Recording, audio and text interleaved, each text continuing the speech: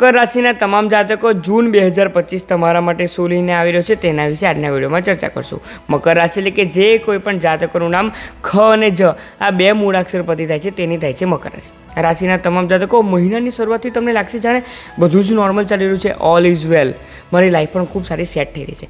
પરંતુ જેમ જેમ મહિનાના મધ્ય ભાગમાં જશો એટલે કે 10 જૂન 11 જૂન ત્યારબાદ તમને લાગશે કે તમારા પર ઓવરલોડ ખૂબ વધી રહ્યો છે। એટલે કે તમે 1 થી 10માં જે ઓલ ઇઝ વેલ તમે જે માનીને બેઠા હતા તેના કારણે બધું જે નોર્મલ લાગતું હતું તમે થોડીક આળસ તમારા જીવનમાં લાવી દીધી હતી, તેના કારણે અચાનક જ તમારા પાસે કામ પ્રત્યેનો જે લોડ છે તે ખૂબ વધી શકે છે અને તેના કારણે તમારે એક્સ્ટ્રા અવર્સ ડ્યુટી કરવી પડે છે, જેના કારણે તમે વર્ક લાઈફ બેલેન્સ રાખવામાં ક્યાંક ને ક્યાંક પાછળ ફરી રહ્યા છો। આ મહિનામાં હેલ્થ વાઇઝ થોડુંક હેડેક અને આંખને લગતી તકલીફ વધી શકે છે, તેની એક્સ્ટ્રા કેર રાખવી ખૂબ જરૂરી છે। જે લોકોને પણ પ્રોપર્ટીને લગતી તકલીફ છે, તમે નવી પ્રોપર્ટી લેવા માગો છો કે નવા ઘરનું પોઝેશન પણ જો લેવા માગો છો તો આ મહિનામાં ડોક્યુમેન્ટેશન પર ખાસ કાળજી રાખવાની છે, નહીંતર કંઈક ખોટી સાઇન ન થઈ જાય, ખોટી ડીલ ન થઈ જાય, તમારો લોસ ના થઈ જાય, તેની ખાસ કાળજી રાખવાની છે। તેથી આ તમામ બાબતની ખાસ કાળજી રાખીને ડોક્યુમેન્ટ ચેક કરીને સિગ્નેચર કરવા।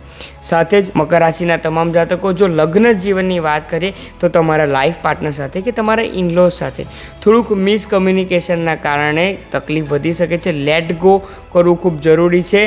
તમે કંઈ કહેવા નથી માગતા પરંતુ તે લોકો કંઈ ખોટું સમજીને તમારા સાથે નાની મોટી બાબતે તકરાર થઈ શકે છે, જેથી ઘરનું જે પોઝિટિવ વાતાવરણ છે તે ખોરવાઈ શકે છે, તેની કાળજી રાખવાની છે મહિનાની શરૂઆતથી જ।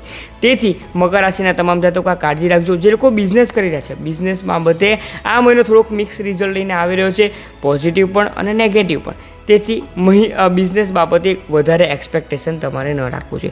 ઉપાય શું કરવાનો છે? તમારે દરરોજ એક માળા મહામૃત્યુંજય મંત્રની કરવાની, જેના કારણે આ મહિનામાં જે કંઈ પણ ખરાબ અસર થવાની છે તેના પર ભોળાનાથ તમારું રક્ષણ કરી શકે છે, તેમના આશીર્વાદ તમારા પર રહી શકે છે। તો તમામ મકર રાશિના જાતકોને માહિતી શેર કરો। માહિતી પસંદ આવી તો કમેન્ટમાં હર હર મહાદેવ લખવાનું ન ભૂલશો। આપ સૌમાં રહેલા શિવ તત્વને મારા વંદન। ઓમ નમઃ શિવાય।